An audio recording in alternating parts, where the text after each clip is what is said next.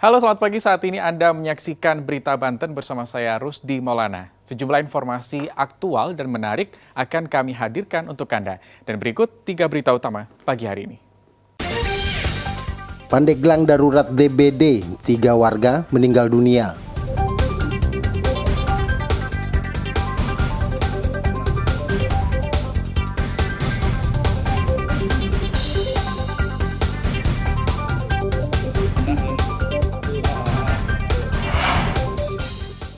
Bersihkan gerobak, pedagang otak-otak tewas tersengat listrik.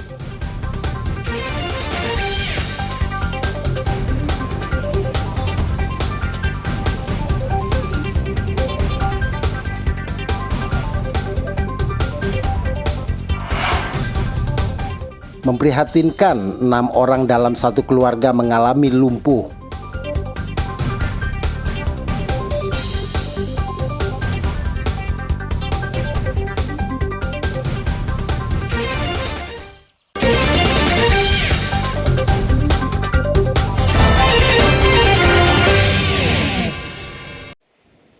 Rumah Sakit Umum Daerah Aulia di Kecamatan Menes, Kabupaten Pandeglang dipenuhi pasien demam berdarah dengue.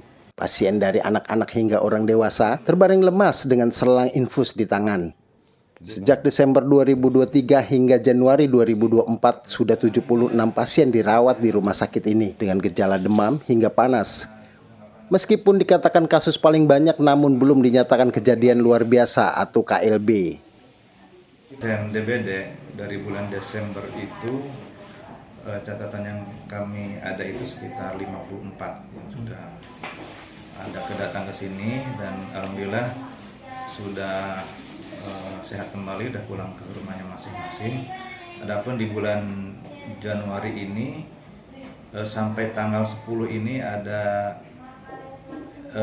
22. Nah, yang sekarang dirawat itu tinggal 11.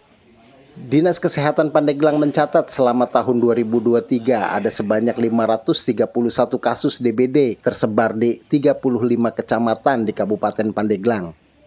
Bahkan Desember lalu terjadi lonjakan signifikan mencapai 172 kasus. Kepala Bidang Pencegahan dan Pengendalian Penyakit Dinas Kesehatan Kabupaten Pandeglang, Dian Handayani, mengatakan ada 11 kecamatan penyumbang terbanyak kasus DBD di Kabupaten Pandeglang. Bahkan dari 531 kasus, 3 diantaranya dinyatakan meninggal dunia.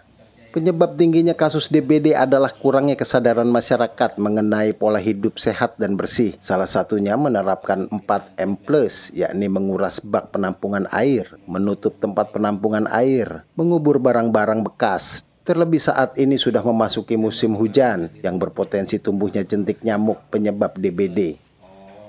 Untuk tahun 2023, jumlah kasus total itu sebanyak 531 kasus. Itu dari bulan Januari sampai dengan Desember 2023. Nah, untuk kasus yang paling terbanyak di bulan apa, Bu? Kalau yang terbanyak itu sekitar bulan Desember ya, itu sebanyak 172 kasus. Saat ini, Dinkes sudah melakukan penanganan kasus DBD tersebut, antara lain fogging dan mensosialisasikan hidup sehat kepada masyarakat melalui tenaga kesehatan di masing-masing kecamatan. Masyarakat dihimbau selalu menjaga kebersihan lingkungan dengan menerapkan pola hidup bersih dan sehat. Ariel Maranus dan Andri Sopian melaporkan dari Kabupaten Pandeglang.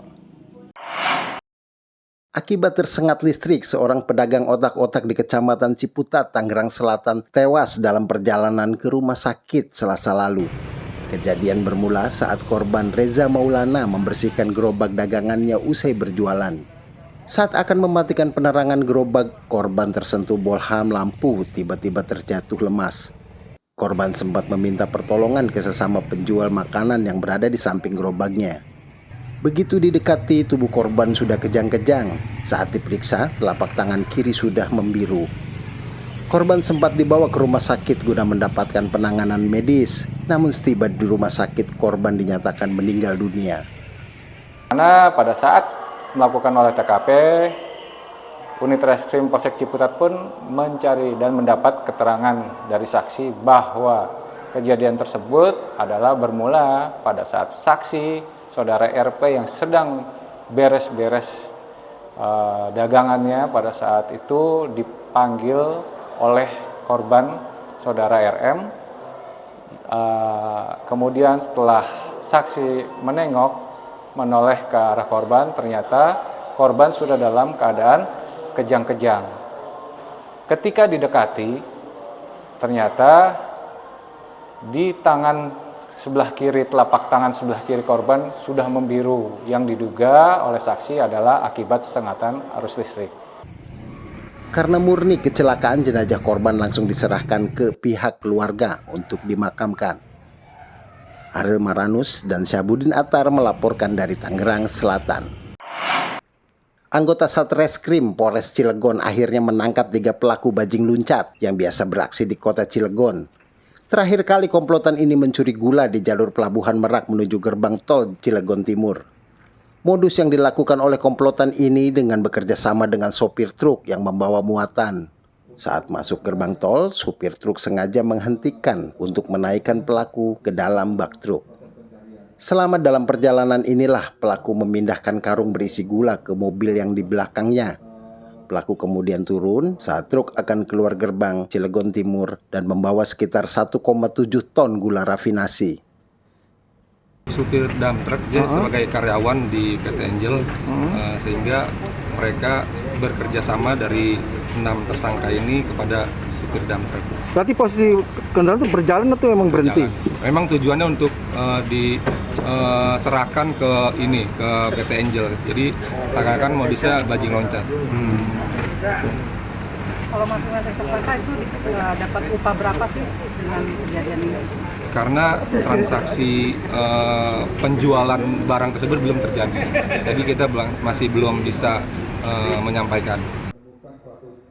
Saat ini polisi masih mengejar 3 pelaku lainnya yang kabur. Pelaku dijerat dengan pasal 363 KUHP dengan ancaman 7 tahun penjara. Ariel Maranus dan Rico Alfredo melaporkan dari kota Cilegon. Seorang pengendara motor bernama Stefanus Setia Wahyudi berusia 28 tahun menjadi korban tabrak lari di Jalan Arya Putra, Kecamatan Ciputat, Tangerang Selatan. Korban terkapar dan tak sadarkan diri. Menurut keterangan polisi, kecelakaan bermula saat korban mengendarai motor melaju dari arah Ciputat menuju Jombang. Saat melintas di lokasi, tiba-tiba muncul sepeda motor dari arah berlawanan dengan kecepatan tinggi dan menabrak stang motor korban.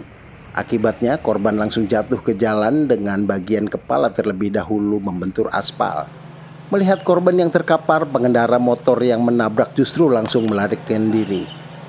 Korban kemudian dibawa ke rumah sakit guna mendapat penanganan medis. Bermula saat sepeda motor yang dikendarai oleh korban, saudara SSW ini sedang melaju dari arah Ciputat menuju ke arah Jombang.